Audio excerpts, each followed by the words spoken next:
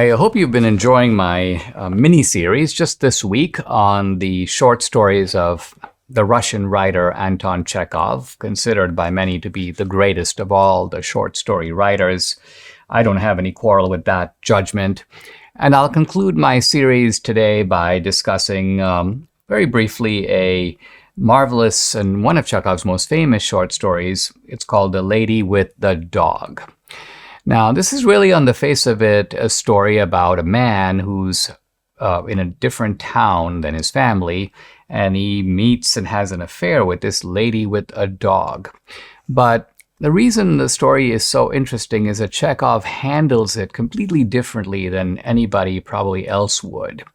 Because while this topic of adultery, philandering, having an affair is widely covered in literature, covered in movies, by and large, authors and writers tend to focus on the heart of the conflict. And so, for example, the affair is discovered, the impact on the family. You'll see how Chekov gives you none of that. He handles it in a completely different way, a very Chekovian style, and you can see that his psychological interest lies elsewhere. So here we have a man, Dmitry Gurov, and he's in the Russian province of Yalta. And he's away from his family, and he says he takes an interest, Chekov tells us, in any newcomers to the town. He's evidently working there and living there. And Chekov tells you also that he's under 40, and his wife seemed, to him, much older than he was. So we don't know if his wife is older at all, but he thinks that she's she's old compared to me. And apparently the wife thinks of herself as some kind of a progressive intellectual type, and the man resents her. He doesn't like her. He, quote, secretly considered her unintelligent, narrow, inelegant, was afraid of her, and did not like to be at home. Wow. Well, this is a bad recipe for any kind of marriage. Chekov also goes on to say that the man has been a kind of philanderer, that he has been unfaithful to his wife, but evidently this has been kind of something that he does intermittently, and he doesn't develop any real relationships with these other women, except, as we will find out in this case, with the lady with the dog. So here's this lady with the dog, and she's walking on the pier, and suddenly Gurov, the guy we're talking about, Dmitry Gurov, takes a sort of an interest in her. Now, Chekov goes on to say, and this is very Chekovian, he makes these kinds of side observations, that by and large, here was a guy, Gurov, who considered women to be sort of the lower race. In other words, somehow less capable than men. And at the same time, Chekov says, this guy got along with women. He didn't really like the company of men, but he got along with women. And by and large, women can sense that kind of thing. If you get along with them, they tend to get along with you. So Chekov now gives us an introduction to the story, which is a prelude to the whole story. Experience, often repeated, truly bitter experience, had taught him long ago that with decent people, especially Moscow people, every intimacy which at first so agreeably diversifies life and appears in a light and charming adventure inevitably grows into a regular problem of extreme intricacy, and in the long run, the situation becomes unbearable. You can see right here, do not have an affair, because what starts out seeming that it's kind of fun and light and cool, Chekov is telling you right now, it's going to become very complicated, very painful, and in the end, in his own word, unbearable. But somehow this slips out of his mind. He takes up with this woman with the dog. They begin to have an affair. She feels very guilty about it, but nevertheless continues the affair.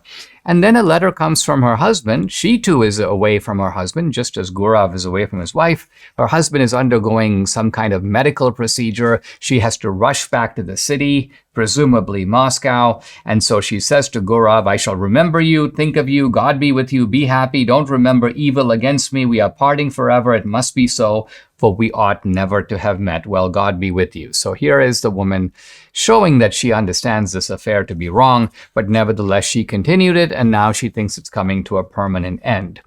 Gurov goes back to his family, and he sort of is obsessed with this affair. He obviously can't talk about it to anybody, and he certainly can't talk about it to his wife, but he starts giving kind of massive discourses about the nature of women and the nature of love.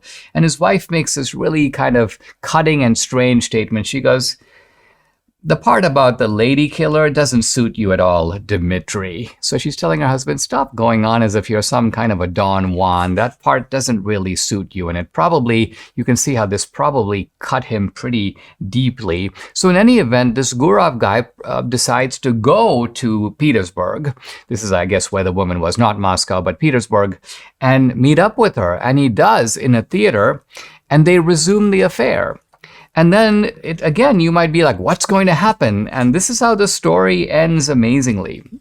The story ends that, here's Chekov. He says, and it seemed as though in a little while the solution would be found, meaning a solution to their situation, and then a new and splendid life would begin. And it was clear to both of them that they had still a long, long road before them, and that the most complicated and difficult part of it was only just beginning.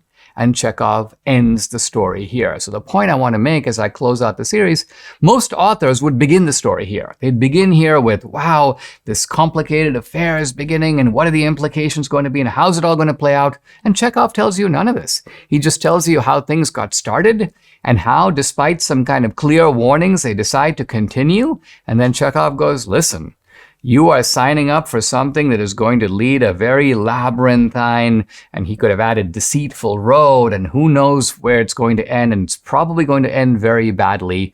But how it ends, Chekov doesn't tell us. He leaves us, in a sense, in the middle of the action, and yet we feel we've gotten a very poignant and perhaps even unforgettable window into this fellow Gurov and the lady with the dog.